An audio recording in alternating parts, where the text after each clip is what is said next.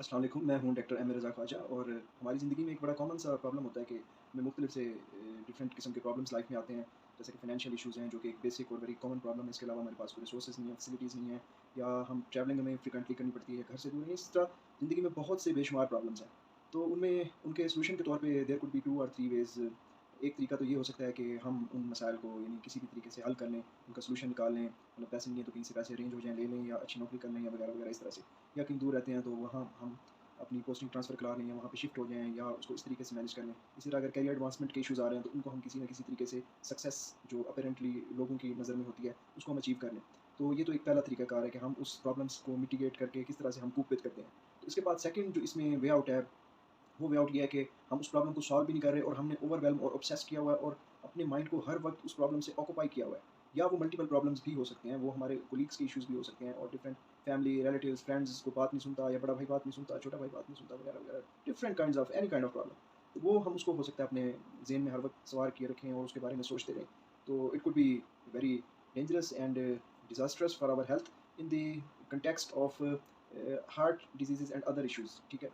तो उसमें हमारी ये ज़ाहिर-सी बात है, वो फिर हमारे जो ब्लड प्रेशर है और इस तरह बाकी चीज़ें पैदा होंगी, और हम बहुत ज़्यादा उस प्रॉब्लम में ओवरवेल्म रहेंगे हर वक़्त।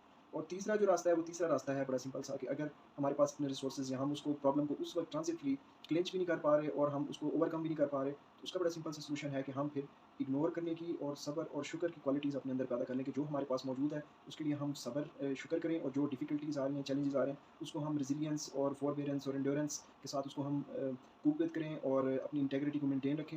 और फिर ये है कि वो ट्रांज़िटरी फेलियर्स है, वो टाइम, ज़ाहिर-सी बात है, उन चीज़ों को इग्नोर करने से और ओवरवेल्म ना करने से एट द एंड वो क्या होगा, वो एक टाइम की फ़ेज़ होगी और वो गुज़र जाएगा, और हमें दोबारा एक अच्छी अपॉर्च्युनिटी मिलेगी, और हम एक एक यानी उस जो एक एक एक वक़्त के लिए, जो एक वक़्त के मख़सूस हिस्से के लिए जो हमारे लिए प्रॉब्लम आई, इसलिए मैं ट्रांज़िटरी का लफ़्ज़ इस्तेमाल कर रहा हूँ कि ये ट्रांज़िटरी फेलियर्स होते हैं ज़िंदगी में, तो फिर हम उन मसाइल से बाहर निकल आते हैं।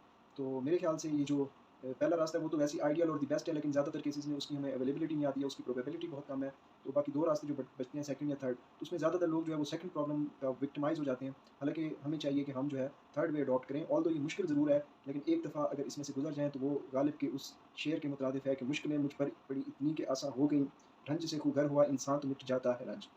तो बात ये है कि और इसमें फिर होप का भी एलिमेंट होता है, जैसा कि गालिब कहते हैं कि कर्ज़ की पीते थे मैं और कहते थे कि हाँ, रंज लाएगी हमारी फ़ाका मस्ती एक दिन।